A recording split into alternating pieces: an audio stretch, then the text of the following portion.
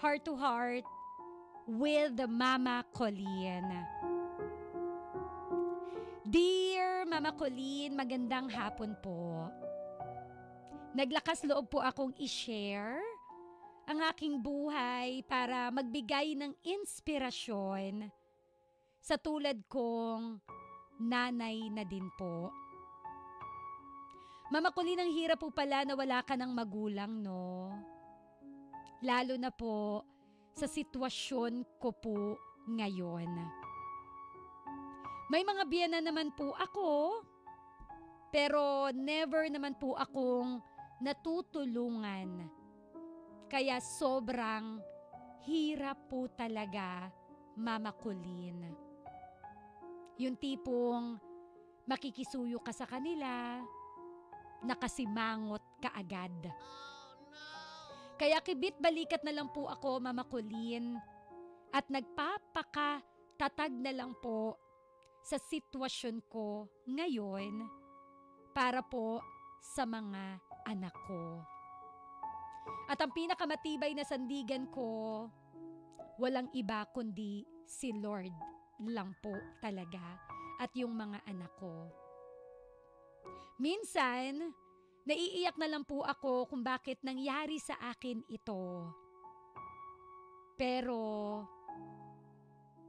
bigla na lang may bubulong sa akin na kaya mo yan, anak. Nandito lang ako para sa'yo. Huwag kang bibitaw. At ang sagot ko, Lord, we worship you. Salamat po sa lahat. Kaya Mama Colleen, kahit marami pong pagsubok na dumating sa buhay ko, patuloy lang po akong nananalig sa Kanya. Hanggang dito na lang, Mama Colleen. Salamat po. Mula po yan kay Ira, Mexico. Ang kwento ng kaniyang inspirasyon. Ang kwento ng kaniyang paglaban sa mga pagsubok.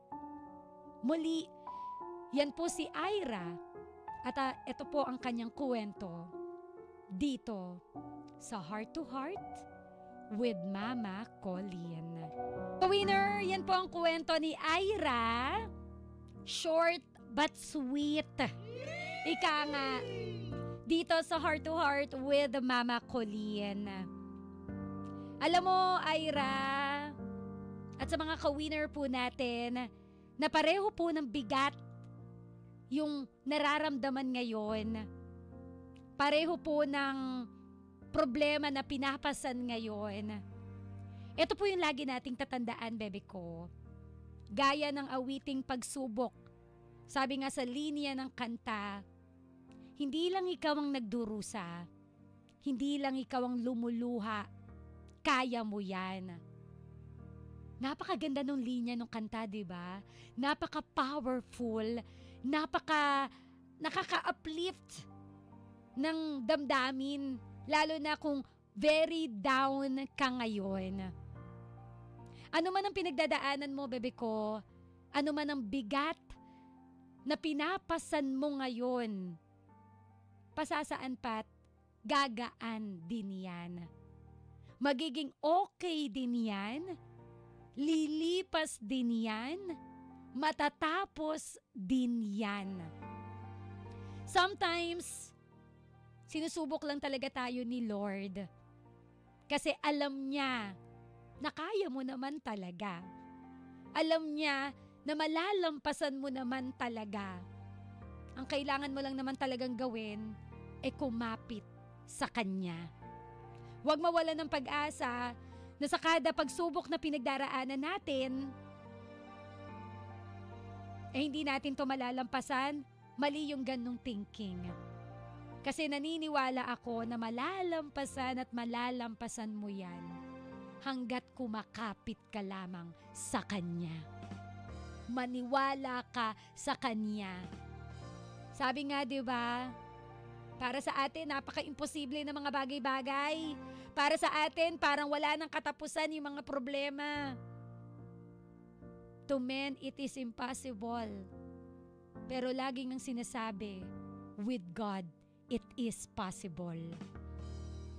Ngayon, para sa'yo, Ira Mexico, wala ka ng magulang na masasandalan. Alam mo, napakahirap talaga ng feeling ng ganun eh. Real talk, iba talaga pag nandiyan pa yung magulang mo. Iba talaga kapag ka may problema ka, kahit may anak at asawa ka na, tatakbuhan mo pa rin sila at sasabihan mo ng problema mo. Iba kasi, di ba? Kahit matanda na tayo, kapag kaniyakap tayo ng magulang natin, nabubuhay yung batang puso natin. Hinahanap pa rin natin yung tahanan sa piling ng ating mga magulang. Kaya nga marami akong naririnig na kapag nawalan na sila ng nanay o ng tatay, iisa yung sinasabi nila, ang hirap. Ang hirap pag wala na yung mga magulang mo. Kaya nagigets natin yung nararamdaman ni Ira ngayon. Ngayon, wala siyang makapitan. Pero alam mo, meron naman. Ikaw na rin ang nagsabi, nandyan yung anak mo, nandyan si Lord, patuloy mo lang silang kapitan. Kung may problema ka sa biyenan mo, alam mo, feeling ko di naman talaga sobrang problema yan. Baka lang nagkakaroon lang kayo ng misunderstanding na kailangan mo lang lambingin. Baka kailangan lang ng konti pang, alam mo yon, lambing, suhol. Hoy, minsan umuubra yung suhol. Kaya kung ako sa'yo, alamin mo ano ba yung gusto nila. Tapos ibigay mo. Ewan ko na lang kung di bumait sa'yo yan. May mga ganun eh. Oo, minsan ang kailangan mo na lang, hanapin yung kiliti nila. Huwag ka mapagod na mag-reach out sa kanila. Ano't ano pa man, magiging okay din yan. Baka lang kasi, may nagawa ka na akala mo maganda pero hindi naman pala maganda sa kanila. Baka naman kasi may history tapos pinairal mo yung pride mo, imbis na amuhin mo sila, mas nagmatigas ka pa. So i-assess mo rin yung situation. Saan ba nagsimula yung problema? Yun yung pinakaunang goal mo. Ang unang gawin mo, saan nagsimula yung problema? Bakit cold sila sa'yo? Bakit hindi kanila gusto? Bakit sinusungitan kanila? Yun yung pinaka number 1 goal mo ngayong 2024. Ano yung punot dulo?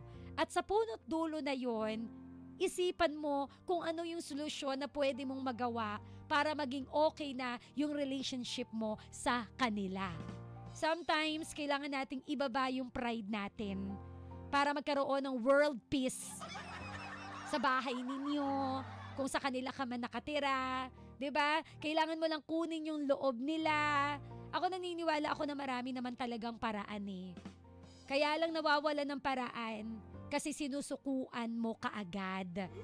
Kaya lang nawawala ng paraan kasi iniisip mo, bakit ako yung magpapakumbaba? Ako na nga yung nakikisama. 'Di ba? Na parang nilagyan mo agad ng limit na parang magpapakumbaba lang ako pero at a certain period of time. Pag hindi nila ako inamo sa time na binigay ko, o bahala na sila. Minsan ganun tayo mag-isip eh. Real talk lang, di ba? Ganun tayo mag-isip na parang, hindi, ba't ako bababa? Bakit ako magpapakumbaba? Ang dami ko nang ginawa. Kung gusto mo ng peace, try mo pa. Subukan mo pang i-extend. Baka sa pagsubok mo, na i-extend pa yung pasensya mo, i-extend pa yung pagpapakumbaba mo, baka maging okay pa. 'Di ba? Marami pang paraan. Hindi pa lang siguro natin lahat sinusubukan. Kasi dahil baka nauunahan ka ng takot, may mga what ifs ka na, ito yung mga what ifs natin eh. What if nagpakumbaba ako, tapos ganito naman yung binalik sa akin? What if nagsorry ako, pero sinungitan pa rin ako? Minsan kasi masyado tayong nananatili doon sa what if. Baka imbes na ganito, baka imbes na ganyan, ganito yung ibalik. Ang akin, kung may gusto kang resulta na makuha, subukan mo muna. Hindi ka naman mamamatay kung susubukan mo eh. 'Di ba?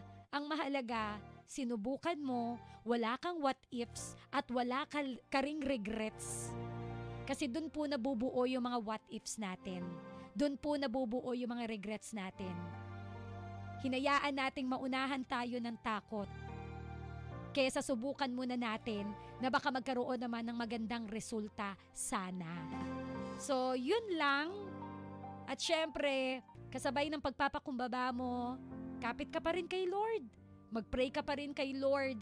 Sabihin mo, Lord, hipuin mo sana yung puso ng mga biyenan ko na lumambot yung puso sa akin. Hipuin mo sana yung puso ng mga biyenan ko. Kung meron man silang galit sa akin, sana mapatawad nila ako.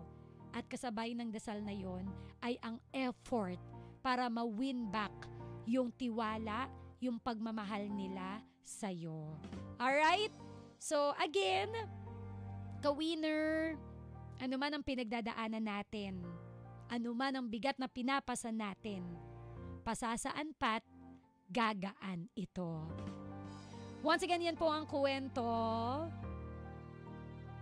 ni Ira dito sa Heart to Heart with Mama Colleen.